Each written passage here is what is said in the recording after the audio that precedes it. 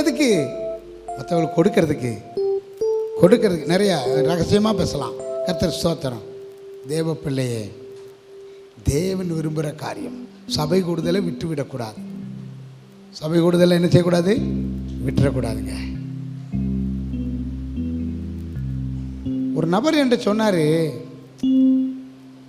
நான் ஆச்சரியமாக ஒரு பக்கம் பார்த்தேன், ஒரு பக்கம் இப்படி இருக்காங்க, இப்படி இடத்துல தானே இருக்கீங்க அப்படின்னு சொல்லிட்டு வந்துட்டேன் நேரம். ஒரு நபர் 14 வருஷம் ஒரே சபைக்கு தான் போகிறாரு. 14 வருஷமும் ஒரு வாரம் கூட என்ன செய்யலையா? ஆப்சண்டே ஆகலையா? 14 வருஷம், 1-2 நாள் இல்லை. நான் ஒரு கேள்வி கேட்க, இந்த கடந்த வருஷமா, சரி வேண்டாம், இப்போ இது எத்தனாவது மாதம்? 9வது மாதம் 2வது வாரம் வந்திருக்கோம். இது வரைக்கும் ஆப்சண்ட் ஆகாமல் வந்தவங்க கையை தூக்குங்க. சபையில் ஆப்சண்ட் ஆகாமல் வந்தவங்க இந்த வருஷம் 9ஆம் மாதம் வரைக்கும் தான் சொல்லியிருக்கேன். ஜனவரியிலேருந்து 9ஆம் மாதம் 2வது வாரம் வரைக்கும் என்னவா ஆப்சண்ட் ஆகாமல் சபைக்கு வந்தவங்க. புரியுதா? நாம் இப்படி கேட்குறோம், இவ்வளோ உங்களை விசாரிக்கிறோம். ஆனால் ஒரு மனிதன் 14 வருஷம் ஒரு சபைக்கு போய் விசாரிக்கிறதுக்கே ஆள் இல்லை.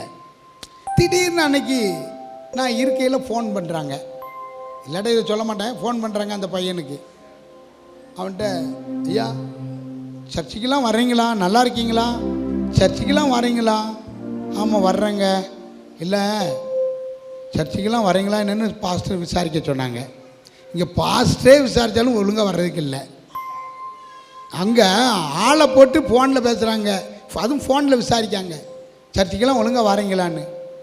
உடனே உள்ளதை சொல்லுங்கங்க. என்ன மேடம், 14 வருஷம் ஒரு வாரம் கூட நான் ஆப்சண்ட் ஆகாமல் சபைக்கு வந்துக்கிட்டு இருக்கேன். அப்போ எந்த அளவில் உங்களை கண்ணோக்கி பார்க்குறாங்க? நீ சிந்திச்சு பார்க்கணும்.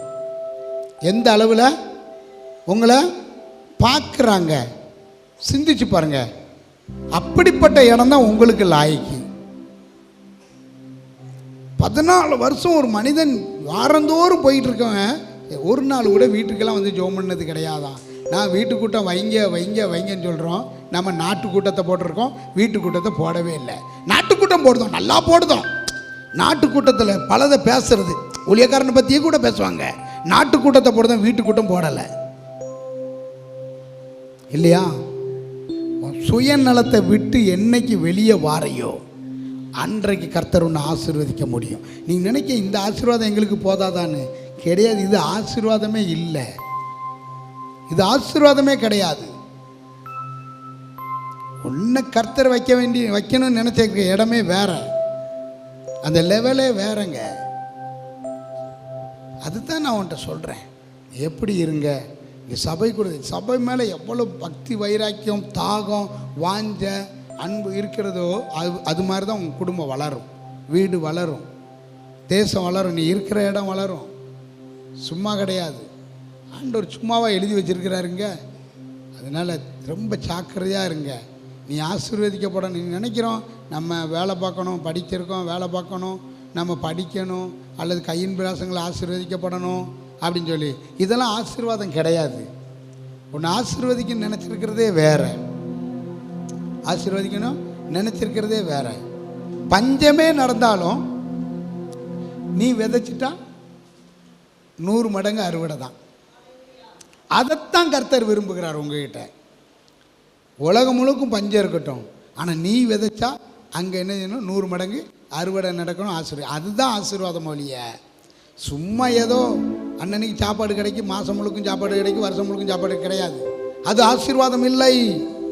அப்போ ஆண்டவருடைய சமூகத்தில் வந்திருக்க பிள்ளைகள் சபை கூடுதலை எக்காரணத்தை கொண்டு விட்டு விடாதீங்க. ஏன்னா இனி கடைசி காலம் நீங்கள் வஞ்சிக்கப்படக்கூடாது அப்படிங்கிறதுக்காகத்தான் சொல்கிறேன்.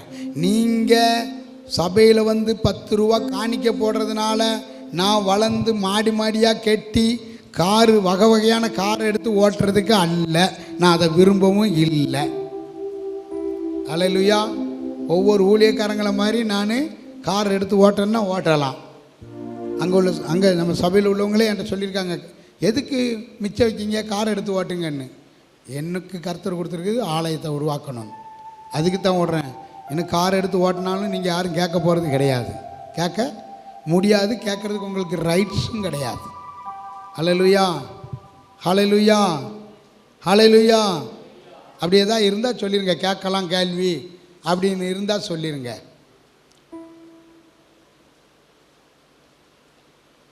யாருக்கும் ரைட்ஸு கிடையாது, தெரிஞ்சுக்கோங்க.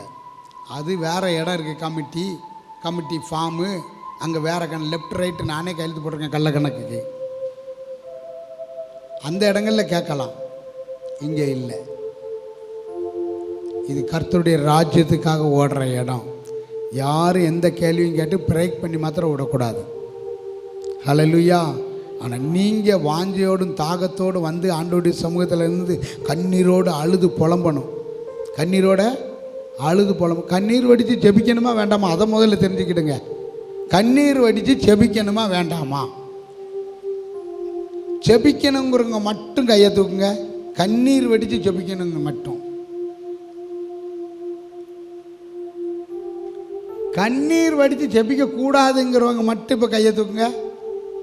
சும்மா நீங்கள் சும்மா தூக்குங்க, தப்பு கிடையாது. ஓ என்னும் சொல்லிடுவாரோ அப்படின்னு நீங்கள் நினைக்கக்கூடாது. புரியுதா? எல்லாத்துக்கும் வசனம் இருக்குது தேவ பிள்ளைகளே.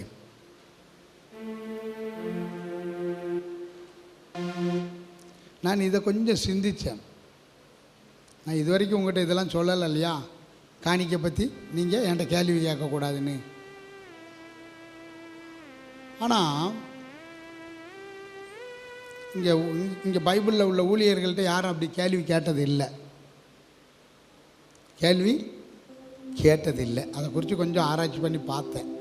அதை இன்னொரு நாளைக்கு உங்களுக்கு தெளிவாக சொல்கிறேன். பவுல் என்ன சொல்கிறாரு, சாமுவேல் தீர்க்கதரிசி என்ன சொல்கிறாரு, சாமுவேல் தீர்க்கதரிசி என்ன சொல்கிறாரு. ஏசப்பாவே பையன் அவர் கையில் வைக்கலை தெரியுமா, யார் கையில் கொடுத்துருந்தாரு? நான் அதனால தான் என் கையில் வைக்கிறது கிடையாது.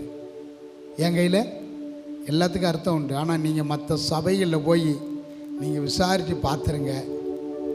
நீங்கள் அங்கே கேள்வி கேட்க முடியுமா? அங்கே என்ன இருக்குன்னு தெரியுமா? நான் இன்றைய வரைக்கும் ஆச்சு என் குடும்ப காரியத்துக்கு நான் இங்கேருந்து 10 பைசா எடுத்து போட்டது கிடையாது. ஏன்னா நான் இலவசமாக ஊழியம் செய்யணும்னு நான் ஒப்பு கொடுத்துருக்குறேன். ஒரு ஆளுக்கு வேலை, ஒரு ஆளுக்கு ஊழியம். இன்றைய வரைக்கும் ஆச்சு. குடும்ப காரியமாக எந்த விஷயத்துக்கும் 10 பைசா எடுத்தது கிடையாது. அதே மாதிரி பிஸ்னஸ் காரியமாக 10 பைசா எடுத்தது கிடையாது. ஆமாம், நல்லா தெரிஞ்சுக்கோங்க. நீங்கள் ஒரு காரியத்துக்கு கொடுத்தீங்கன்னா அது அங்கே தான் வச்சுருப்பேன். எத்தனை வருஷமாக இருந்தது இந்த இடத்துல நம்ம ஊழியர் மீட்டிங் நடத்தணும் தெரியுமா? ஓட்டப்படார ஊழியர் ஐக்கிய கூட்டம் நடந்தது தெரியுமா? அவங்களுக்கு யாருக்கெல்லாம் தெரியும்? இந்த தென்னை மரத்துக்கு கீழே அவங்களுக்கு சாப்பாடெல்லாம் போட்டு இது பண்ணோம். அப்போ அவங்க காணிக்க கொடுத்துருக்காங்க. கிட்டத்தட்ட ஒரு 5-6 வருஷம் இருக்கும்னு நினைக்கிறேன். 6 வருஷம் இருக்கும், 6 வருஷம் 7 வருஷம் இருக்கும். அப்போ அவங்க காணிக்க கொடுத்துருக்குறாங்க. ஒரு 350 ரூபா என்னமோ தான். அதை ஓட்டப்படார ஊழிய ஐக்கிய காணிக்கன்னு சொல்லி ரப்பர் பண்ணி போட்டு வச்சுருந்துருக்கேன். அது பீரோலுக்குள்ளே அப்படியே கிடந்தது. எப்போ எடுத்த தெரியுமா? பிரதேசிக்கு தான் எடுத்தேன். இது காணிக்க உள்ளே போட்டு அங்கே போட்டுரு அப்படின்னு. ஆமாம், அதே மாதிரி மூர்த்தி தம்பி காணிக்க பெட்டியில் எடுத்து எல்லாம் எந்தெந்த நோட்டு எவ்வளோ எத்தனைன்னு பேப்பரில் எழுதி ரப்பர் பேண்ட் போட்டு அந்த காணிக்க பெட்டிக்கில் போட்டிருந்தாப்புல. நம்ம இந்த காணிக்க பெட்டிக்கில் தான். இதில் என்ன பூட்டா போட்டிருக்கோம்? நம்ம எத்தனை வருஷம் கழித்து இப்போ தாங்க அதை எடுத்தோம். பிரதேசத்துக்கு முன்னால் தான் எடுத்தோம். அது அப்படியே தான் இருந்தது, இத்து போய் இருந்தது. அதை யாரும் ஏற்று பார்க்கறது கிடையாது, தொடர்றதும் கிடையாது. அப்படி தான் இந்த ஊழியம் நடக்குது. ஆனால் நிறைய பேருக்கு இன்னும் வேறு எண்ணங்கள்லாம் இருக்குது. இல்லை, அதுக்கு இடம் கொடுக்க மாட்டேன் நான். ஏன்னா நான் கர்த்தருக்கு கணக்கு கொடுக்கணும். அல்லேலூயா, அல்லேலூயா. அதனால் தேவ பிள்ளைகளே, இப்படி இடம் உங்களுக்கு கிடைச்சது பெரிய பாக்கியம். நீங்கள் மற்ற இடத்துலலாம் மாட்டினா உங்களுக்கு உறிஞ்சிடுவாங்க, அட்டைப்பூச்சி உறிஞ்ச மாதிரி. அதுக்கு கொடு, இதுக்கு கொடு, அந்த காணிக்கை, இந்த காணிக்கை, அந்த கவரு, இந்த கவரு, சங்க கவரு, சண்டை போடுறதுக்கு சங்க கவரு. தெரியுமா உங்களுக்கு? தெரியுமா? சங்க கவரு எதுக்கு தெரியுமா? சங்க காணிக்கை எதுக்கு தெரியுமா? சங்க காணிக்கை எதுக்குன்னு தெரியுமா? யாருனாலும் என்கிட்ட கேட்கட்டும். அதுதான் சண்டை போடுறதுக்கு. சங்க காணிக்கை சண்டை போடுறதுக்குங்க, சபை வளர்க்கறதுக்கு இல்லை, சண்டை போடுறதுக்கு. எதுக்குன்னு தெரியுமா? இந்த வருஷம் எலெக்ஷனில் அவனை மட்டம் தட்டணும், இந்த வருஷம் அவனை ஜெயிக்க விடக்கூடாது. அதுக்கு தான் நான் 100 பேரை சேர்த்துருக்கேன், 200 பேரை சேர்த்துருக்கேன் சங்கம் கட்டுறதுக்கு. ஏன்ட்டெல்லாம் நேருக்கு நேராக வந்து பேசுனாங்கன்னா நல்லா சொல்லுவேன். ஆமாம், நான் எல்லாத்துலேயும் வளர்ந்து வந்தவன், அதனால் உங்களுக்கு தைரியமாக சொல்லுவேன். நான் எப்படிலாம் சண்டை போட்டு அரசியல்வாதையை காட்டிலும் மோசமாக நடந்துக்கிட்டு இருக்குது. அப்படி இல்லாமல் சரியாக ஒழுங்குங்கரமாக சபை நடக்குமானால் இன்றைக்கி இந்தியா முழுக்க ரட்சிக்கப்பட்டிருக்கோம். சும்மா எழுப்புதல் எழுப்புதல் எழுப்புதல் சொல்லி செபிச்சா மட்டும் போதாது. இந்தியா ஏன் ரட்சிக்கப்படலை? தமிழகம் ஏன் ரட்சிக்கப்படலை? நீ இருக்கிற கிராமம் ஏன் ரட்சிக்கப்படலை? நீ சண்டை போட்டுக்கிட்டு இருக்க. நான் சண்டை போடுற சபைக்கு போகலாமா? நீ சண்டை போடுற சபைக்கு, சங்க காணிக்கை கட்டி சண்டை போடுற சபைக்கு எதுக்கு போகணும்? நான் போகலைன்னு எனக்கு வருமானம் வராது. இன்றைக்கு நிறைய ஊழியக்காரங்க அப்படி தான் போகிறாங்க. நான் யாரையும் குறை சொல்கிறதுக்கு இல்லை, கண்டித்து உணர்த்து. அப்படி அந்த காணிக்கை எனக்கு வேண்டான்னு சொல்லிட்டு வாங்க. நான் போயிருக்கேங்க சபைகளுக்கு, சில சபைகளுக்கு பாசியம் பிரேரு உபாச கூட்டத்துக்கும் மூலரிச்சத்துக்கெல்லாம் கொடுத்த காணிக்கை மேற்கொண்டு இங்கேருந்து பாக்கெட்டில் இருந்து எடுத்து 10-200 கூட வச்சு கவரில் வச்சு ஜோம் பண்ணி அவங்ககிட்டே கொடுத்துட்டு வந்திருக்கேன். நான் வாங்கிட்டு வர்றது கிடையாது. நல்லா தெரிஞ்சுக்கோங்க, தேவன் நம்மளை நடத்துகிற பாதை வேறு, ஊழியக்காரங்களை. அல்லேலூயா, கர்த்தர் நல்லவர். அல்லேலூயா, கர்த்தர் நல்லவர் என்பதை ருசித்து பாருங்கள். நான் ருசிக்கிறேன்னார். உண்மையிலே நீ ருசிக்கணும்னு தான் நான் விரும்புகிறேன். கர்த்தர் நல்லவர் என்பதை ருசித்து பாருங்கங்க. சொன்னால் போதாது, வசனத்தை சும்மா சொன்னால் போதாது. கர்த்தர் நல்லவர் என்பதை ருசித்து பாருங்க.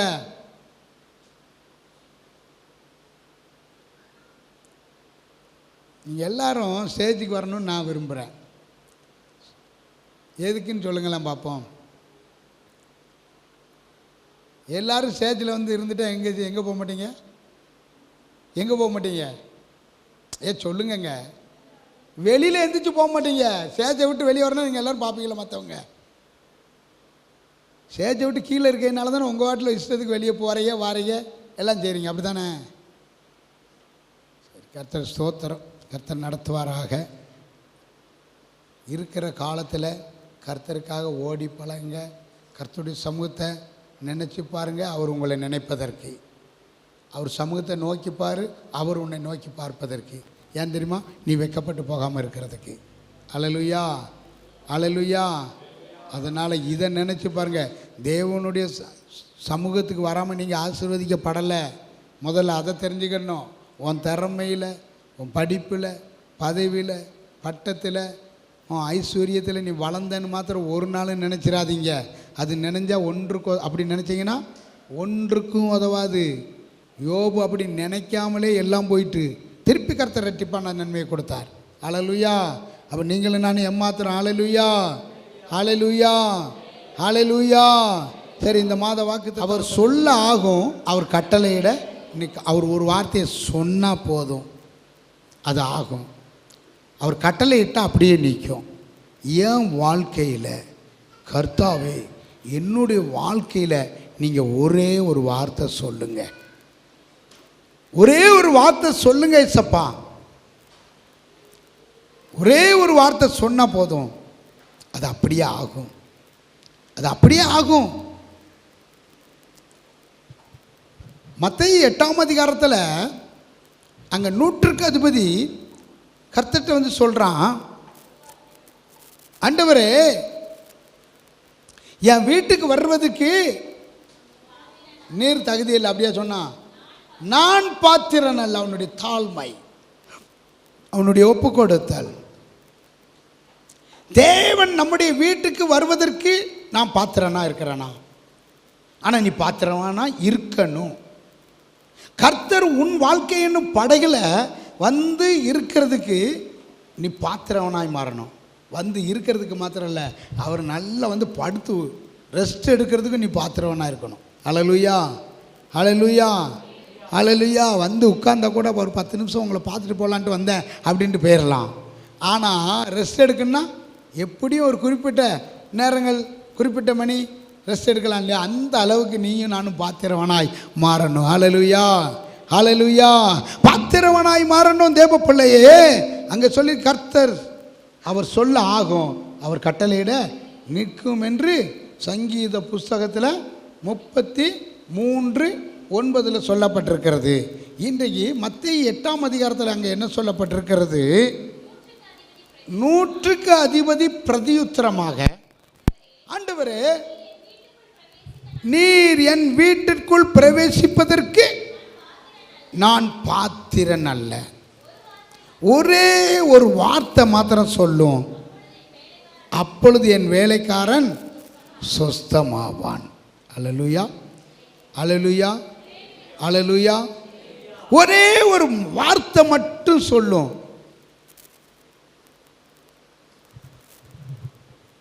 அப்பொழுது வேலைக்காரன். ஆமாம், ஒரு வார்த்தை சொல்லும், சொஸ்தமாவான். அந்த அளவுக்கு உங்களுடைய விசுவாசம் இருக்கணும். அல்லேலூயா. அருள்நாத நாமமதில் ஒரு மனமாய் உருகி தொழுகின்ற நேரமெல்லாம் எழுந்தேடுவார் நடுவில்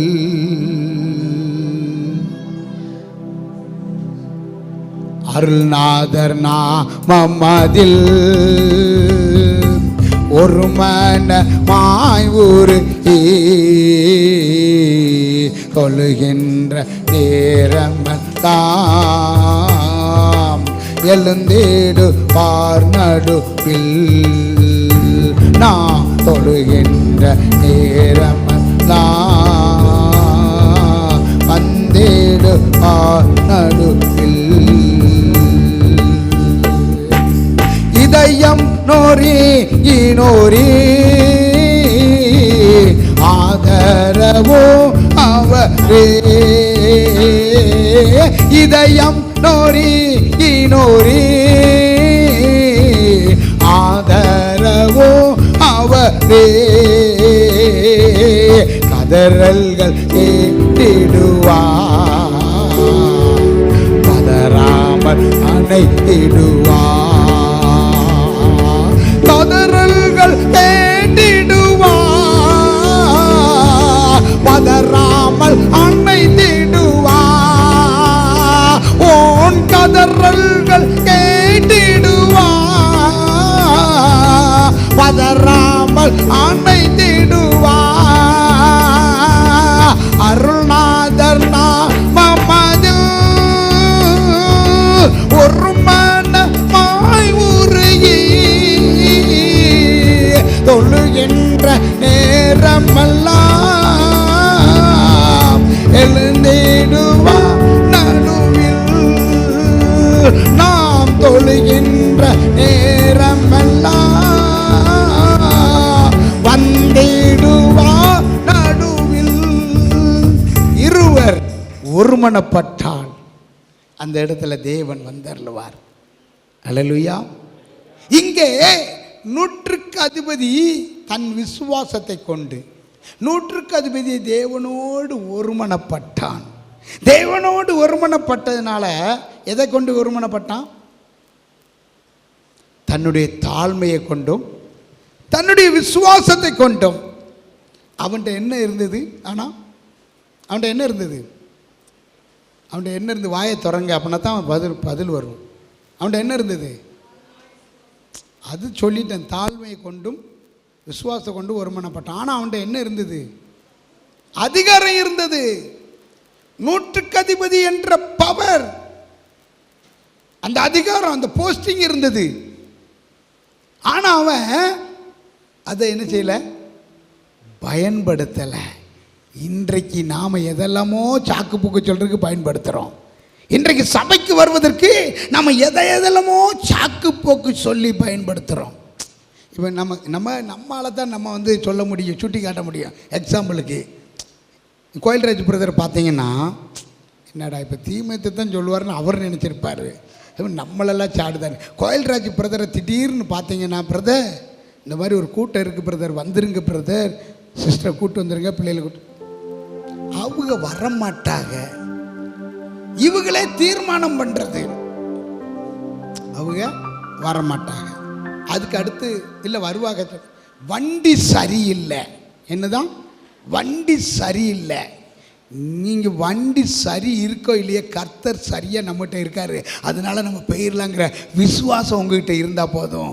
வண்டி சரி இல்லாட்டிலும் கொண்டு வர்றது யாரு?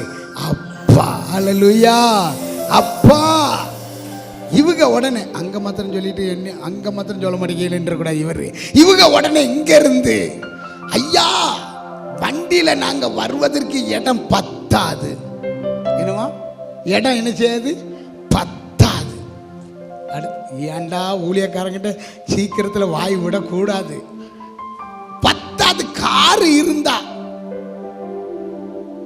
காரோட நான் பிறக்கலை, அது எனக்கு தெரியும். ஹல்லேலூயா. கார் எடுக்க கொடுத்துருக்காரு, நான் எடுக்கலை, அதுவும் தெரியும். இத்தனை வருட காலமாக கிட்டத்தட்ட 20 வருஷத்துக்கு மேலே எதில் ஓடிக்கிட்டு இருக்கேன்? அப்பா எனக்கு கொடுத்ததில் ஓடிக்கிட்டு இருக்கேன். அதனால அது எங்கேயும் நிற்காம ஓடிக்கிட்டே இருக்கு. ஹல்லேலூயா. ஹல்லேலூயா. சில இடத்துல தள்ளிக்கிட்டே போன 3 கிலோமீட்டர், 3 கிலோமீட்டர் ஒரு கிராமம், அதுக்கடுத்து 5 கிலோமீட்டர் எதில் தள்ளிட்டு போனோம் தெரியுமா? வண்டியை எதில்? வண்டி ஓடும், வண்டியில் பெட்ரோல் இருக்குது, எல்லாம் இருக்குது, ஓடும். ஏன் தள்ளிட்டு போனேன்னு, அப்போ ஏன் தள்ளிட்டு போனேன்னு கேள்வி கேட்கணும். நீங்கள் ஊழியத்துக்கு ஒரு கிராமத்துக்குள்ளே போகிறேன், நைட்டு 7 மணிக்கு 6 மணிக்கு போய்கிட்டு இருக்கேன். கைலாசபுரத்தில் இருந்து கீழக்கோட்டையில் இருந்து வேப்பங்குளம் வரைக்கும் தள்ளிக்கிட்டே போனேன். ஏன் தெரியுமா? ரோடு போடுறதுக்கு ஜல்லி விரிச்சது யாருமே சொல்லலை. அந்த ஊருக்காரங்க நம்மளை பழி வாங்கணுன்னே சொல்லாமல் இருந்திருக்காங்க. இல்லாட்ட வேறு ரூட்டில் வந்திருப்போம்ல கூட்டத்துக்கு. இவங்க பழி வாங்கணுன்னே நம்மகிட்ட சொல்லலை. அவளை நான் தள்ளிக்கிட்டே 1.5 மெட்டில் தள்ளிக்கிட்டே போனேன். என் கூட வந்த பையன், மாமா நான் தள்ளுறேன், நீங்கள் தள்ள வேண்டான்னு சொல்லி அந்த பையன் என் கூட சேர்ந்து பாடுபட்டான். பார்த்தீங்களா ஊழியத்தில்? அப்படி பாடுபடணும் தான் நான் உங்களை எதிர்பார்க்குறேன். அப்படி பாடுபட்டான். பெரிய வண்டியை தள்ளிக்கிட்டே போய் அவனுக்கும் முடியலை, ஓரமாக நிற்பான். நீங்கள் நடந்துக்கிட்டே இருங்க, நான் தள்ளிட்டு வந்துடுவேன். தள்ளிட்டு வந்து வண்டியை ஸ்டார்ட் பண்ணோம். அன்றைக்கு கர்த்தர் சொன்னார், அந்த வீட்டில் போய் நேராக வண்டியை நிப்பாட்டாத, அந்த வீட்டில் என்ன நடக்குன்னு பாருன்னாரு. அங்கே பார்த்தா சினிமா கடுமையாக ஓடிக்கிட்டு இருக்கு. ஆனால் வர சொல்லியிருக்கு எங்கே? கூட்டம் நடத்துறதுக்கு. வீட்டில் கூட்டம் நடத்துறதுக்கு. கூட்டம் நடத்த வர சொல்லிவிட்டு நீ 1 மணி நேரத்துக்கு முன்னால் சோம் பண்ணிக்கிட்டு இருந்தா பரவாயில்ல. ஏன் கூட்டம் நடத்தணும்? இந்த அம்மாவங்க, ஏன் சரோஜம்மாவங்க, அதைத்தானே கேட்கேன். கூட்டம் நடத்துங்க. அப்போ கூட்டம் நடத்துறதுக்கு செபிச்சுக்கிட்டு இருக்க இல்லாமல் சுற்றி 7-8 பேரை கூப்பிட்டு வச்சு படம் ஓடிக்கிட்டு இருக்கு. நான் போய் தட்டுதேன். அவன்கிட்ட சொல்லிட்டேன், வண்டியை முன்னால் விடு அல்லது பின்னால் விடு, அந்த வீட்டுக்கிட்ட விடாதன்ட்டேன். என்னம்மாம்மா நான் அங்கே என்ன நடக்குன்னு பாரு இப்போ அப்படின்னு சொன்னேன். அம்மா பாஸ்ட் வந்திருக்கேன். கேட்கல, ஓங்கி அடித்தேன் கைட்ட, பாஸ்ட் வந்திருக்கேன்னு. அங்கே ஒரு எங்கேயும் கையை கரண்டில் வச்சுறாங்க. அந்த தூணில் தான் இருக்குது சுவிட்சு போர்டு, அதை அப்படியே ஆஃப் பண்ணுங்க. என்ன இந்த ரூமுக்குள்ள 2 ஓடுது, அந்த ரூமுக்குள்ள 2 ஓடுது, இந்த ரூமுக்கு. அவங்க வீட்டில் வசதியாக இருக்கும், ஓடி ஒளியறதுக்கு ரூம்பாக இருக்கும். அந்தந்த வீட்டுக்குள்ளே 2 பேராக ஓடுதாங்க. ஓடாத. அன்றைக்கு செய்தி கொண்டு போனது வேற. போய் கர்த்தர் ஒரு வசனத்தை கொடுத்து லெஃப்ட் ரைட் வாங்கிருந்தார். லெஃப்ட் ஐயா என்ன ஐயா நொய்யாலாம் நான் இப்போ போயிடுவேன். அதுக்கடுத்து யார் இருக்கா அவங்ககிட்ட? நான் இப்போ உங்களை திட்டிட்டு போயிடுவேங்க. அதுக்கடுத்து யார் இருக்கா? நான் போயிடுவேன்ல. அப்போ யார் இருக்கா அவங்ககிட்ட? யார் இருக்கா? அதை சத்தமாக தான் சொல்லுங்கள். ஜீவனோட ஆவியானவர் இருக்கார் அல்லவா? அவர் இருக்காருல்ல நீ நினைக்கணும். ஊழியக்கார் வந்தால் மாத்திரம் பயம், ஊழியக்கார் கேட்டால் மாத்திரம் சாக்கு போக்கு. எல்லாம் ஆவியானர்கிட்ட நீங்கள் சாக்கு போக்கு சொல்லிகிட்டு இருக்கீங்க, ஏன்ட்ட கிடையாது.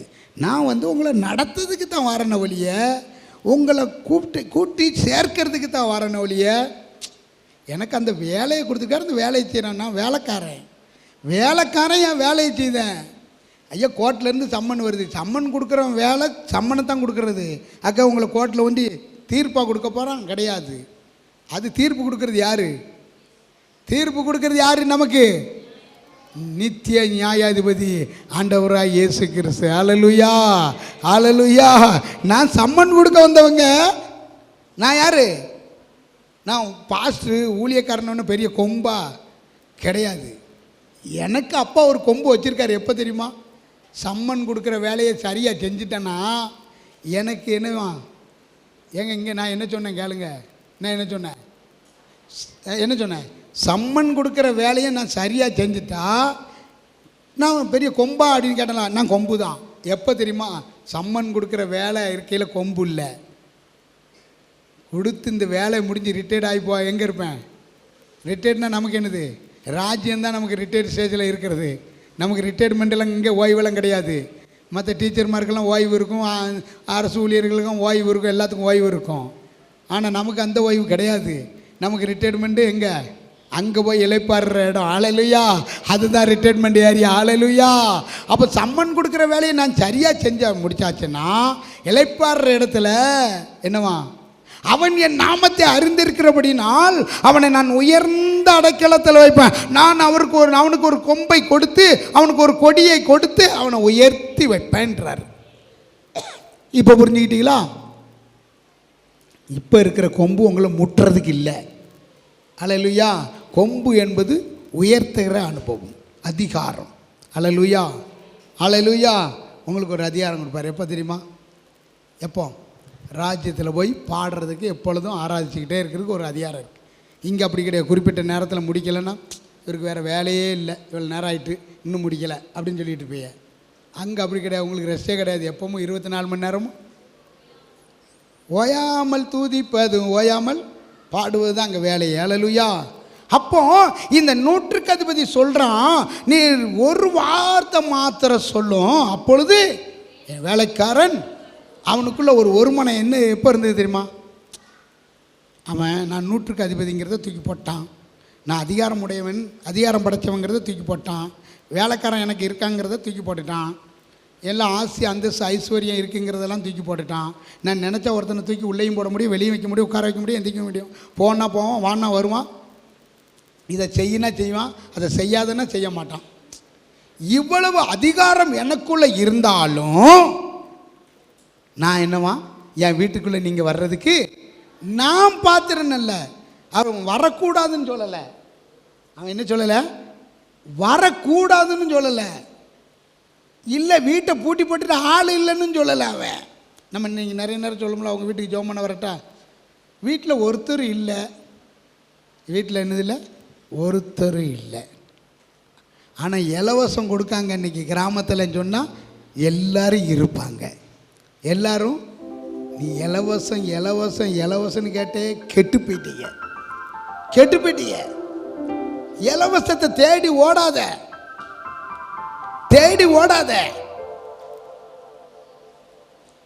நான் இந்த இலவசமாக ரூபா கொடுப்பாங்க தெரியுமா? எங்கே கொடுப்பாங்க? எங்கே? ரேஷன் கடையில் கொடுப்பாங்க தெரியுமா? அந்த ரேஷன் கடை இலவசம் வேண்டான்னு நினச்சேன். நம்ம வேண்டான்னு சொல்லிட்டு கையெழுத்து போட்டு எடுத்து விடுவாங்க. அதனால சரி அதை அவங்க எடுத்து சாப்பிடக்கூடாதுன்னு சொல்லிட்டு அது வேண்டாம் தான். ஆனால் அதை எடுத்து என்ன செஞ்சிருவேன்? ஏழை எளியவங்களுக்கு கொடுத்துருவேன். ஆமாம், 6000 ரூபா கொடுத்தாங்களா? 4 பேருக்கு கொடுத்தாங்க. அதை தெரியுமா? பையரிசி எடுத்துக்கோங்க, ஜாமான் வாங்கிக்கோங்கன்னு. ஆமாம், நீங்கள் நினைக்கிற மாதிரிலாம் கிடையாது. இலவசம்னு ஓடாத. அவன் எல்லாத்தையும் தூக்கி எரிஞ்சிட்டு சொல்கிறான், என் வீட்டுக்குள்ளே வர்றதுக்கு நான் பாத்திரம் இல்லை, நீர் இல்லை, நான் தான் பாத்திரம் இல்லை. நீர் எப்போனாலும் வரலாம் போகலாம், ஆனால் நான் பாத்திரவானா இல்லையே, நான் பாத்திரவானா இல்லையே. அவன் நினச்சா நிறைய பேருக்கு இப்போ விருந்து கொடுக்காங்க தெரியுமா? கூப்பிட்டு எத்தனை வகையெல்லாமல் கொடுக்காங்களாம். அப்படி கொடுத்துடலாம். ஆனால் அவன் அதை பெருசாக நினைக்கல. அவன் என்ன நினச்சான், நான் பாத்திரம் இல்லையா. ஆனால் அவன் வேண்டிக் கொண்டது யாருக்கு? அவனுக்காகவா? அவன் அதில் இன்னொரு விஷயம் என்ன தெரியுமா, அவனுடைய சுயநலத்துக்காக அவன் செயல்படவில்லை. மெயின் காரணம் தான் அவனுடைய சுயநலத்துக்காக அவன் செயல்படவில்லை. அந்த வேலை, அந்த அதிகாரி, அந்த நூற்றுக்கு அதிபதி அவனுடைய சுயநலத்துக்காக அவன் செயல்படவில்லை. தேவ பிள்ளையே, அவன் செயல்பட்டது தன்னுடைய வேலைக்காரனுக்காக, பிறனுக்காக, அடுத்தவன், தனக்கு அடுத்தவனுக்காக. அல்லேலூயா, அல்லேலூயா. தனக்கு அடுத்தவனுக்காக, தனக்கு அடுத்தவனுக்காக அவன் பிரயாசப்பட்டான். இன்றைக்கு உங்களுடைய பிரயாசம் யாருக்காக இருக்கிறது? யாருக்காக இருக்குது? யாருக்காக இருக்குது சொல்லுங்க. உங்களுக்காக இருக்குதா, அடுத்தவர்களுக்காக இருக்கிறதா? யாருக்காக இருக்கிறது? சிந்திச்சு பாருங்க. அநேகருக்கு அடுத்தவர்களுக்காக உங்களுடைய பிரயாசம் இருக்கணும். கர்த்தர் அதை விரும்புகிறார்.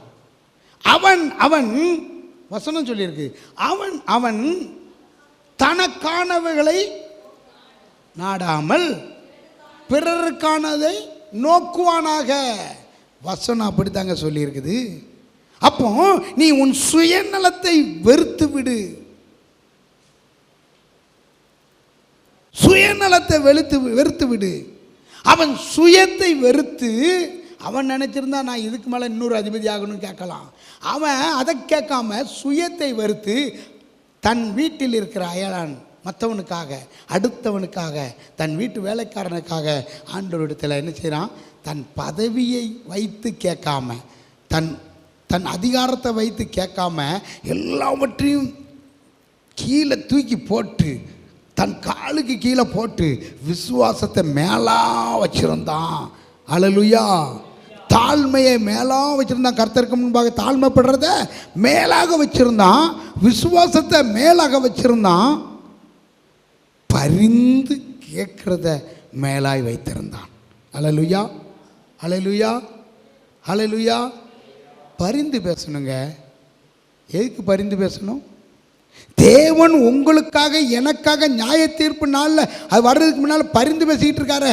அந்த பரிந்து பேசுதலுக்காக நீங்களும் நானும் மற்றவர்களுக்காக பரிந்து பேச வேண்டும். அதைத்தான் யோபு மற்றவர்களுக்காக ஜெபித்தான். அவனுடைய சிறையிருப்பு மாற்றப்பட்டது. அவனுடைய சிறையிருப்பு மாற்றப்பட்டது. அப்போ நீ மற்றவர்களுக்காக செயல்படும் பொழுது, இந்த நூற்றுக்கு அதிபதி தன் அயலானுக்காக, தன் அருகில் உள்ள அடுத்தவனுக்காக அவன் செயல்பட்டான். அல்லேலூயா. ஒரே ஒரு வார்த்தை மாத்திரம் சொல்லும், நான் பாத்திரம் நல்ல, ஆனால் நீர் என்ன செய்யும்? பாத்திரம் நல்லட்டு வேண்டான்னு அப்படி விட்டுட்டு போகலை. ஒரே ஒரு வார்த்தை மாத்திரம் சொல்லுங்கப்பா. ஒரே ஒரு வார்த்தை, ஒரே ஒரு வார்த்தை மாத்திரம் சொல்லும். அது போதும். என் வேலைக்காரன் என்ன செய்வான்? சொத்தமாவான்னு சொல்லி அவனுடைய விசுவாசத்தை பார்த்தீங்களா? நீ சொன்ன போதியா சொத்தமா, நீ வரணும்னு அவசியம் இல்லையா. ஒரே வார்த்தை, ஒரு வார்த்தை, ஒரு வார்த்தை, ஒரு வார்த்தை, ஒரு வார்த்தை சொல்லுங்க தாவே. நீர் ஒரு வார்த்தை சொல்லுங்க தாவே. பாடுங்க, தெரியாதோ?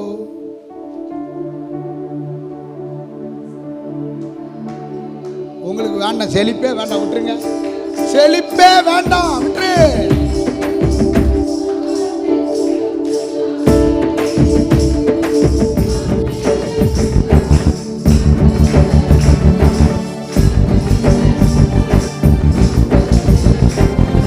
வார்த்தையிலே எல்லாம் தோஷம்.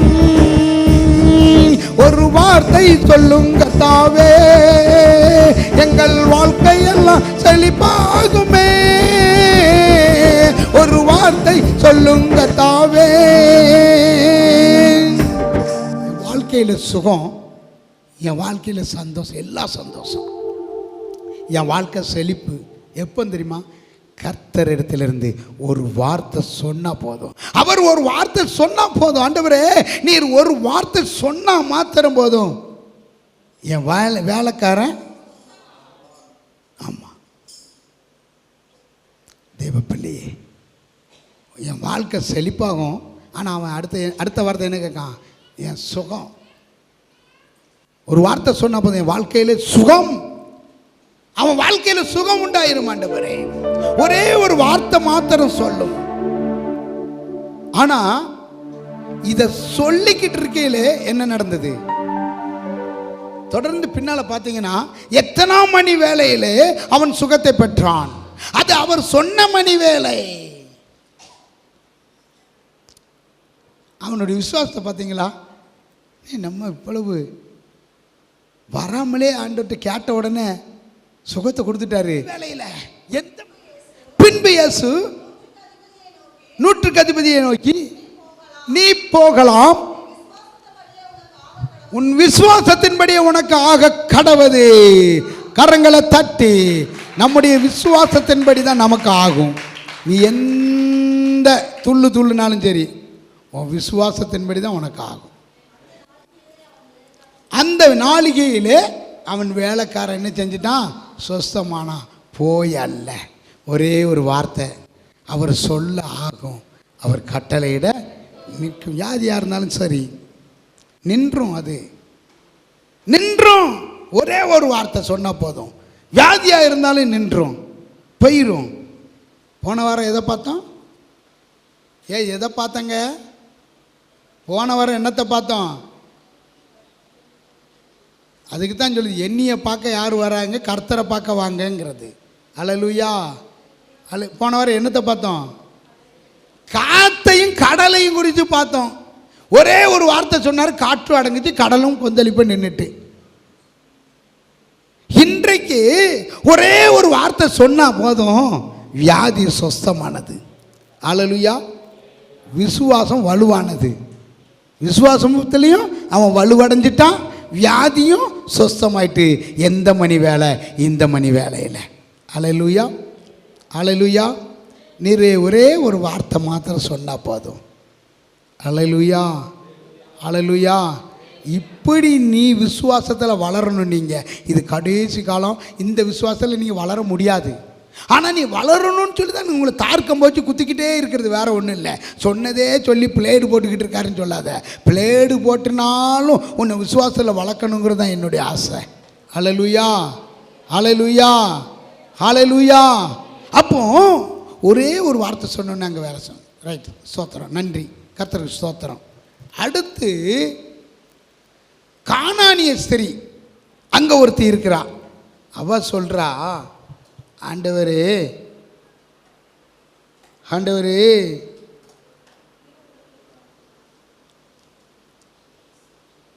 நோயினால் நொந்தவரை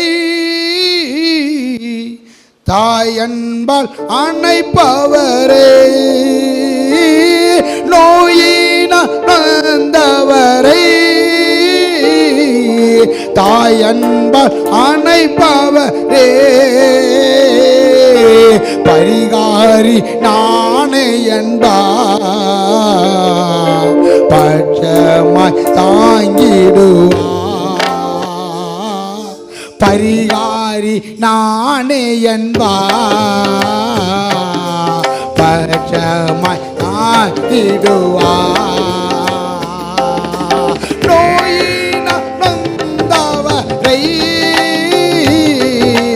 தாயன்பால் அணைப்பவரே, நோயினால் நொந்தவரை தாயன்பால் அணைப்பவரே, பரிகாரி நானே என்பார், பட்டமாய் ஆங்கிடுவார். பரிகாரி நானே என்பார்,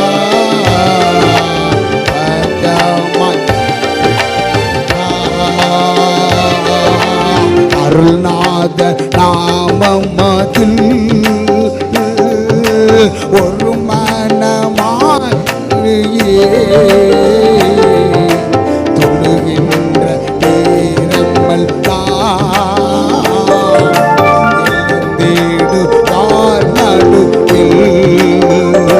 நாம் தொழுகின்ற நேரமல்லா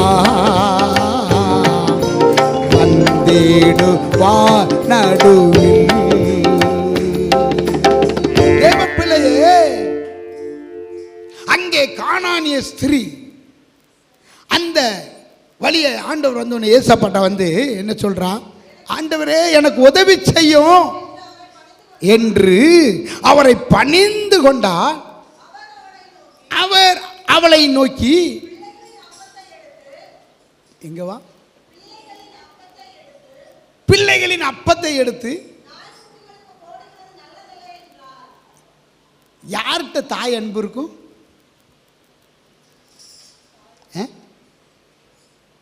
யார்கிட்ட இருக்கும்? யார்கிட்ட இருக்கும் தாய் அன்பு? ஏசப்பட்ட இருக்குங்க தாய் அன்பு. இதை சொல்ல தெரியலையா? ஒரு தாய்க்கு அன்பு பிள்ளைகள் மேலே இருக்குமா இருக்காதா? நீங்கள் அப்போ அன்பு பாராட்டி இருக்க மாட்டேங்கன்னு தான் நினைக்கேன். அதனால தான் சொல்ல தயங்குறீங்க. அங்கே என்னவா, தாயன்பால் அணைப்பவர்.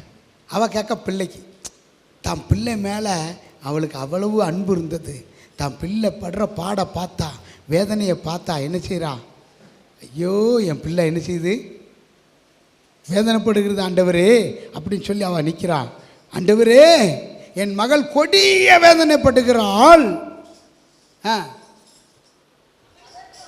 அதற்கு அவ மெய்தான் ஆண்டு பிள்ளைகளின் அப்பத்தை எடுத்து நாய்க்குட்டிகளுக்கு போடலாமா? அதற்கு அவள் மெய்தான் ஆண்டவரே, ஆகிலும் நாய்க்குட்டிகள் தங்கள் எஜமான்களின் மேய்ச்சிலிருந்து விழும் துணிக்கைகளை தின்னுமே தின்னுமே. இங்கேருந்து கீழே விழுறத தின்னுமா? அப்போ இங்கேருந்து உங்களுக்கு நேராக கொடுக்கறத திங்கிறதுக்கு உங்களுக்கு விருப்பம் இல்லைல்ல? விருப்பம் இல்லை. இது கிடைக்காம தான் அவ சொல்கிறா, நேரடியாக உங்களுக்கு அப்பம் கொடுக்கப்படுகிறது. ஆனால் வெளியில் உள்ளவங்களுக்கு நேரடியாக அப்பம் கிடைக்கல. அவங்க எதை எதிர்பார்க்காங்க? கொடுக்க மாட்டேக்காங்க. கீழே ஏதாச்சும் சிந்தினது இருந்தால் கூட அது எப்படி ருசியாக இருக்குன்னு பார்த்துக்கிடலாம் அப்படிங்கிற ருசியை அவள் எதிர்பார்த்துக்கிட்டு இருந்தா. தேவ பிள்ளையே அவள் அதிகாரத்தோடு கேட்கல, எனக்கும் செய்யும் அப்படின்னு கேட்கல.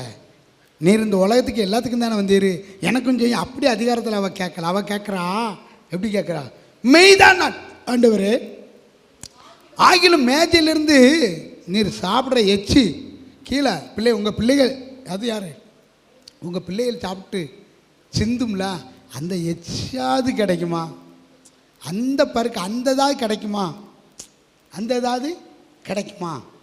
எப்படி எப்படி கேட்க பார்த்தீங்களா?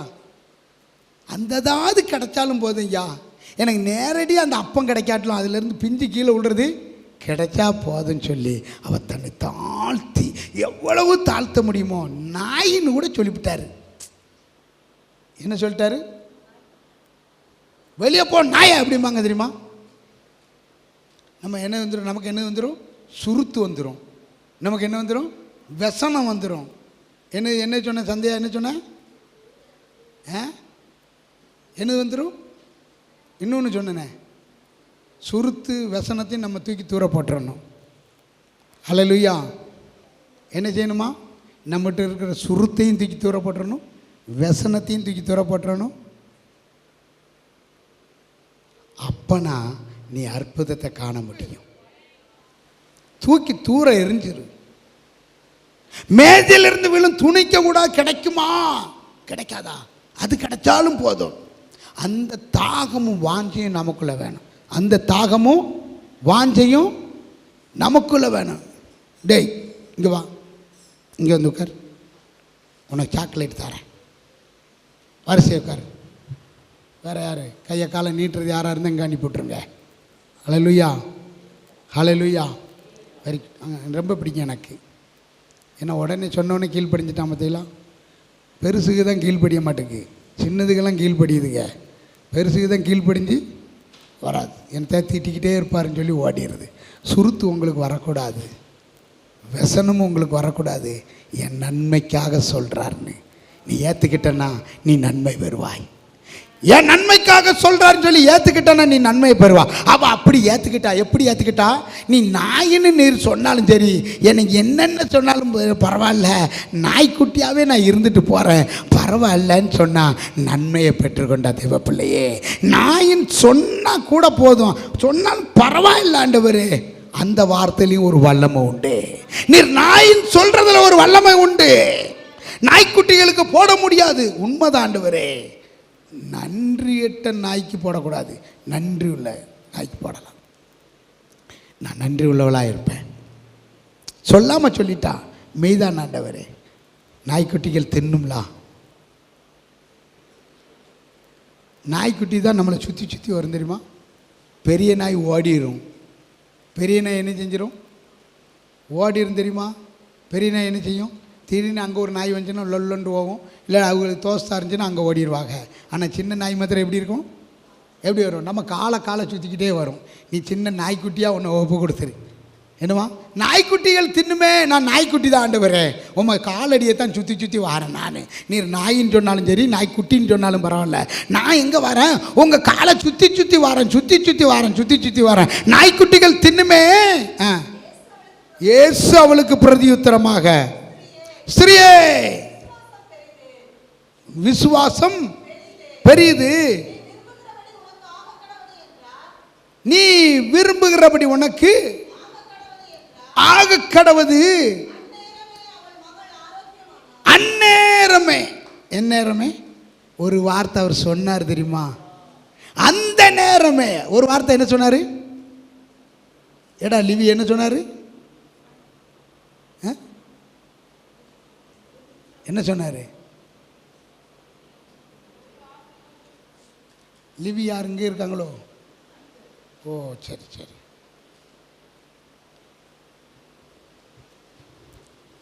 ஒரே ஒரு வார்த்தை அவர் சொன்ன உடனே அந்நேரமே அவள் மகள் என்ன செஞ்சா? சொஸ்தமானாள். சொஸ்தமானாள். அல்லேலூயா, அல்லேலூயா.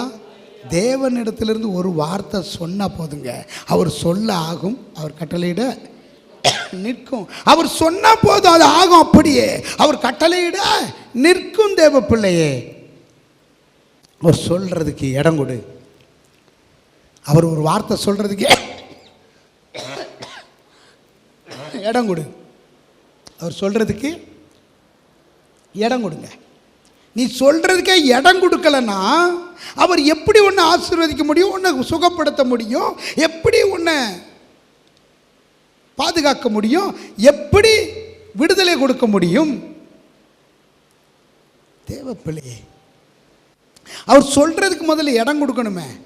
நாயின் சொன்ன பிறகு கூட பரவாயில்ல ஆண்டவரே, நாய்க்குட்டிகள் தின்னும்லப்பா, இடம் கொடுத்தா. அவர் ஒரு வார்த்தை சொல்றதுக்கு இடம் கொடுத்தா.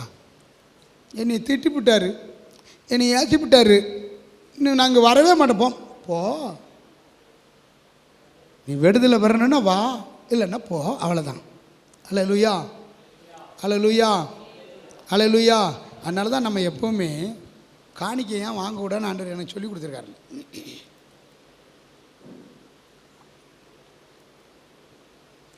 என்ன சொல்லி கொடுத்துருக்காரு? காணிக்கை வாங்கிட்டால் நான் உங்களை ப்ளீஸ் பண்ணிக்கிட்டு தான் இருக்கணும்.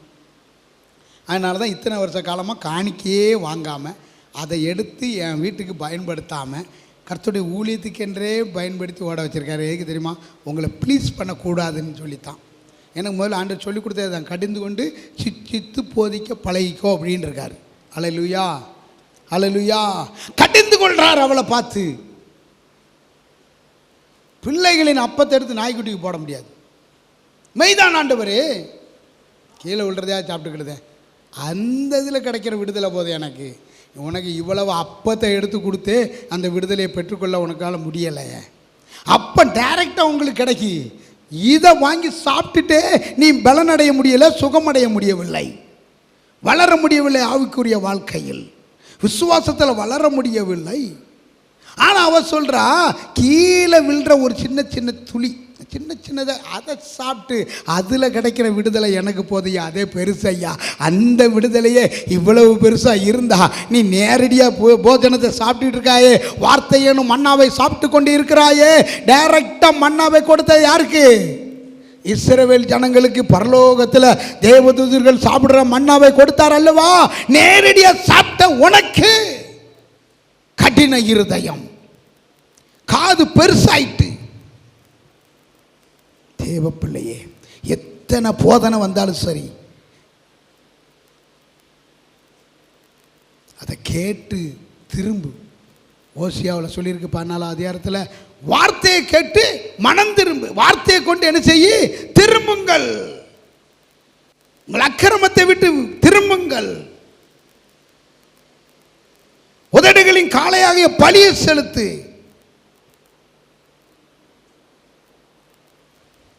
அப்படிதான் வேதம் சொல்லி இருக்கிறது. வார்த்தைகளை கொண்டு கர்த்தரிடத்தில் திரும்புங்கள்.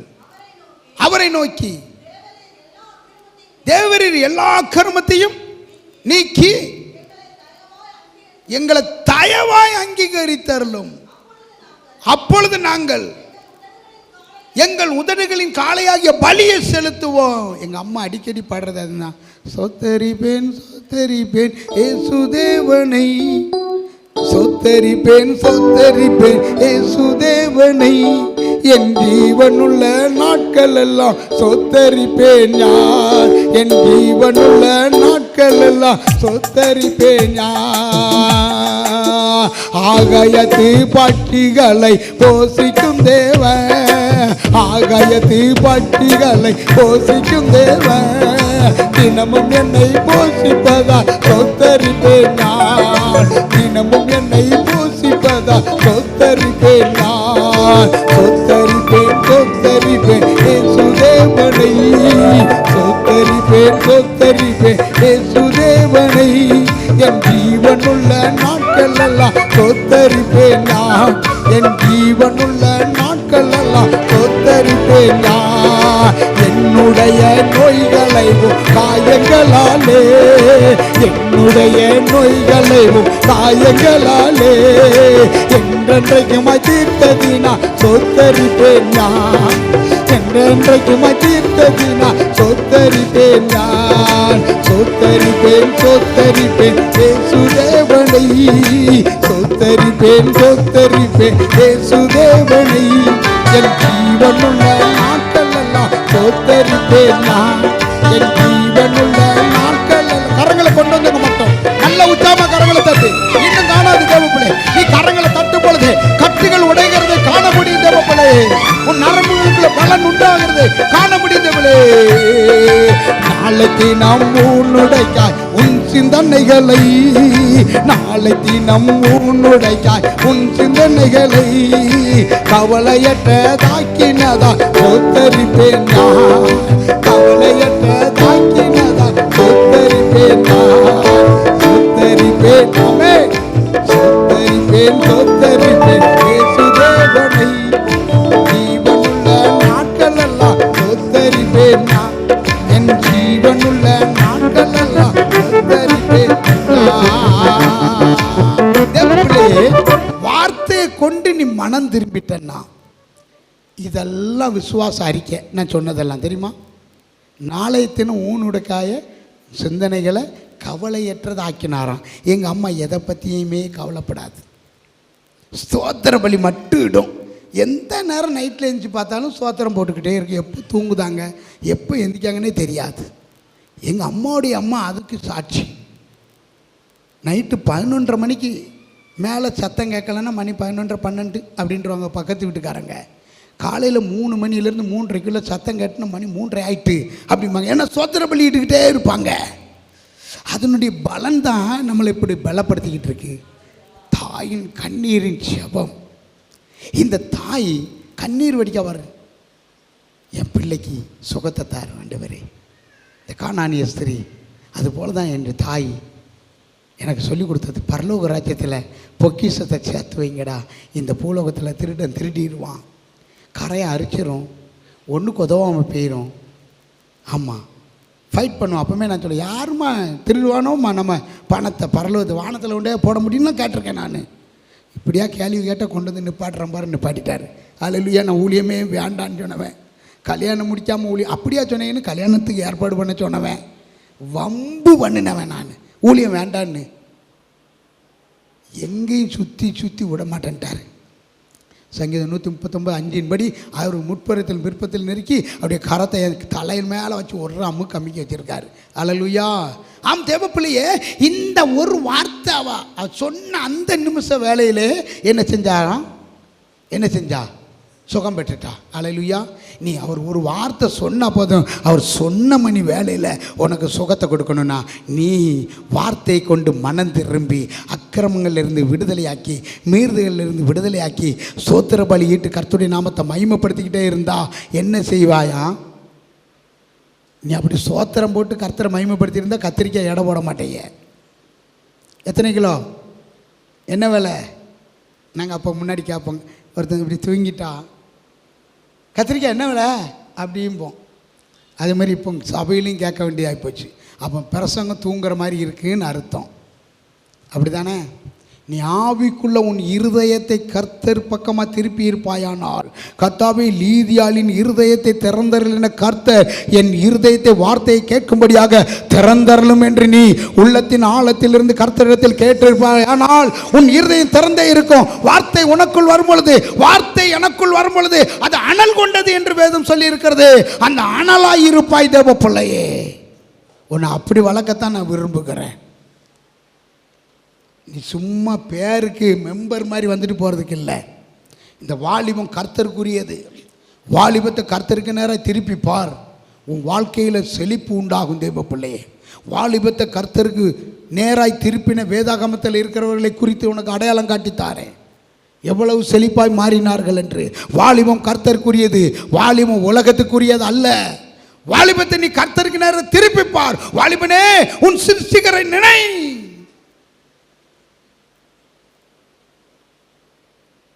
நாட்கள் முடிவதற்கு முன்பாக உன் சிருஷ்டிகரை நினை. நீ சிருஷ்டிகரை நினைத்தாயானால் உன் வாழ்க்கை ஆசீர்வாதமாய் மாறும், ஆசீர்வாதமாய் மாறும். ஏன் சில வீட்டுகளில் வாலிபர்கள் ஆண்டவரை நினைக்காதனால சாபமாய் மாறிக்கிட்டு இருக்கு தெரியுமா? கர்த்தரை நினைக்காதனால தான், தேவனை நினைக்காதனால, அவரை மகிமைப்படுத்தாதனால. அங்கே ஒரு வாலிபன் சொல்கிறான், ஆண்டவரே நித்திய ஜீவனை சுதந்திரர்களுக்கு நான் என்ன செய்யணும்? நான் என்ன செய்யணும்? நீ உனக்கு இருக்கிறதெல்லாம் வித்து என்ன செஞ்சிரு. அதுக்கு முன்னால் நிறைய சொல்லிட்டாரு, தரித்திரை கொடு. அவன் அதில் மாத்திரம் அவனுக்கு என்ன இல்லை? மனமில்லை, மனமில்லை. நீ அதை மாத்திரம் செஞ்சிருந்த, அதுதான் நிரம்பி வழிகிற அபிஷேகம். நீ வித்து தரித்திரருக்கு கொடுத்து பழகிட்டன்னா, அவனை ஆதாயப்படுத்திட்டன்னா, சிறுமைப்பட்டவன் மேல் சிந்தை உள்ளவன் பாக்கியவான், தீங்கு நாளில் கர்த்தர் அவனை விடுவிப்பார். நீ இதை செஞ்சிட்டனா கர்த்தர் நிச்சயம் என்ன செய்வாராம்? உனக்கு நித்திய ஜீவனை கொடுப்பார். வாக்கு கொடுத்துருக்காரு இல்லையா, நான் நித்திய ஜீவனை உனக்கு தருவேன் என்று சொல்கிறது தான் நமக்கு வாக்கு தத்தமே. வேறு இந்த வேதாகமத்தில் நிறைய வாக்கு தத்தம், அது நம்மளை ஆலோசனை வார்த்தை, ஆலோசனை வாக்கு தத்தம். ஆனால் உங்களுக்கும் எனக்கும் கொடுத்துருக்க ஒரு வாக்குத்தத்தம் என்ன தெரியுமா? கர்த்தர் நித்திய ஜீவனை நான் உங்களுக்கு தருவேன் என்பது அவர் நமக்கு தந்திருக்கிற வாக்குத்தத்தமாக இருக்கிறது. அந்த நித்திய ஜீவனை சுதந்திரித்துக் கொள்வதற்கு நீ என்ன செய்யணுமா? கர்த்தர் சொல்கிற வார்த்தைக்கு நேராக திருப்பு, உன் இருதயத்தை திருப்பு, ஒப்புக்கொடு.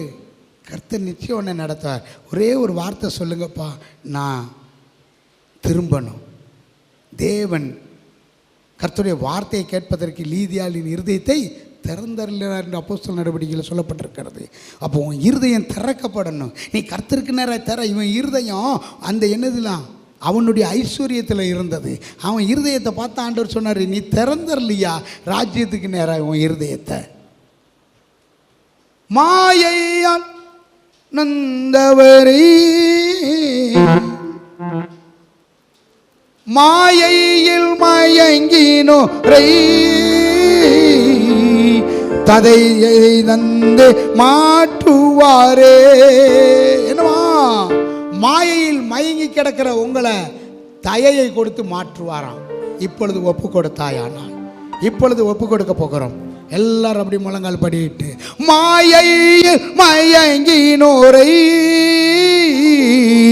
தயை தந்து மாற்றுவாரே, மாயையில் மயங்கினோரை தயை தந்து மாற்றுவாரே, உயாவி ஈந்திடுவார்,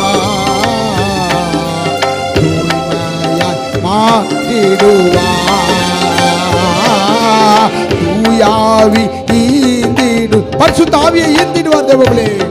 தூய்மையாய் மாற்றிடுவா. எனக்கு தூய ஆவியை ஈந்திடுங்கப்பா. தூயாவி ஈந்திடுவா.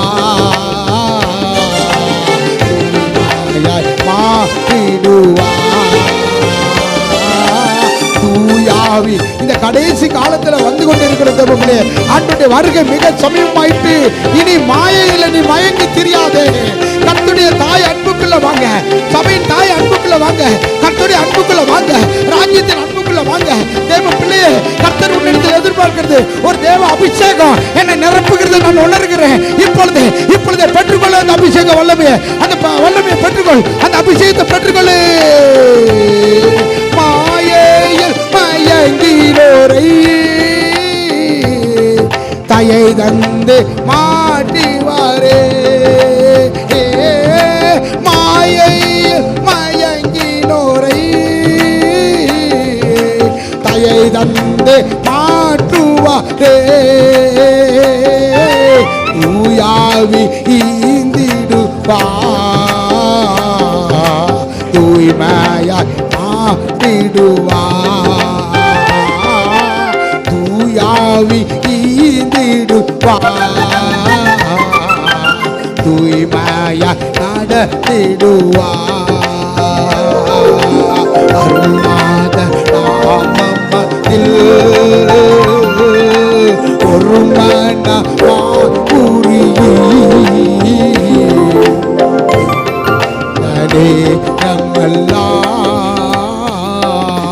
வந்திடுவா. நடுவில் நீ தொழுகின்ற நேரம் அல்லா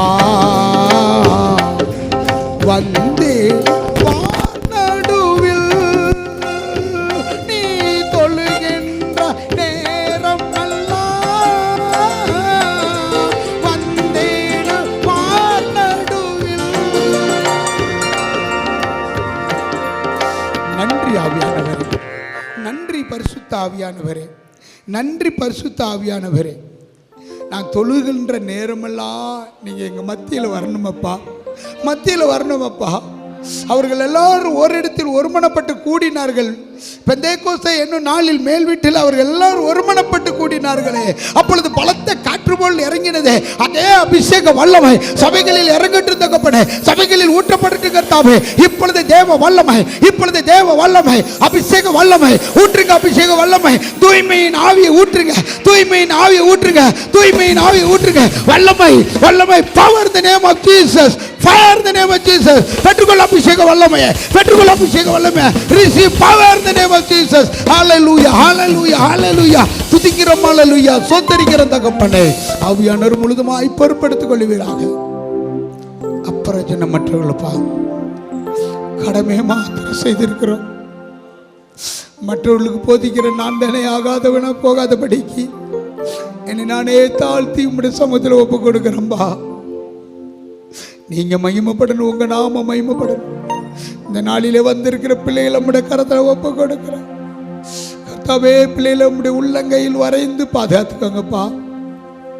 அவர் சொல்ல ஆகும், அவர் கட்டளையிட நிற்கும் சொன்னீங்களப்பா.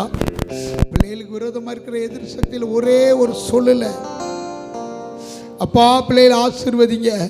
ஒரே ஒரு வார்த்தையில், ஒரே ஒரு கட்டளையில் நிறுத்துங்கப்பா. உங்களுடைய கரத்தில் ஒப்பு கொடுத்து செபிக்கிறோம்.